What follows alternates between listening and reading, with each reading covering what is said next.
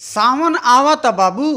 आ सावन में भोजपुरी से कौनो भी बोलबम के गाना रहे आ दिल ने झूमे तो ऐसा कबो भइल ना बा अने आगे कबो होई।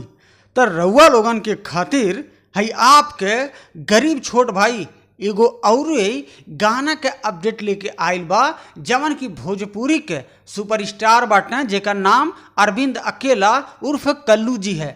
और उन्हीं के आवाज़ में 2025 के बोलबम कल्लू जी के तीसरा गाना हो। आई तीसरा गाना जो उनकी बोलबम के हो आवे वाला बा और वही गाना के अपडेट रउआ लोगन तक हम पहुँचावे की कोशिश कर रहल बाटी। तो कुछ घंटे पहले ई गाना के पोस्टर शेयर कल गई है। तो रउआ लोग सबसे पहले हाई स्क्रीनिया पे पोस्टरवा जरा सा देख ली जा।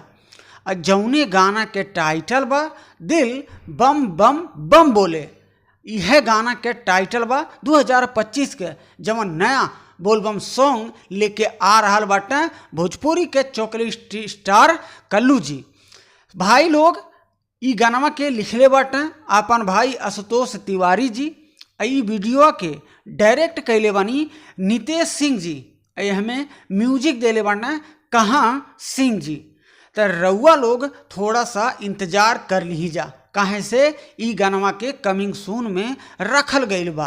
काले हो सके ई गाना आ जाई। अगर हमारे चैनल के माध्यम से रउआ लोगन के वीडियो ना मिल पाए तो अपने हम चैनलवा पे पोस्ट कर देबे कि गाना कब लॉन्च होखे वाला बा। टी सीरीज हमार भोजपुरी यूट्यूब चैनल बा और वही चैनलवा से ई गाना के लॉन्च कल जाई।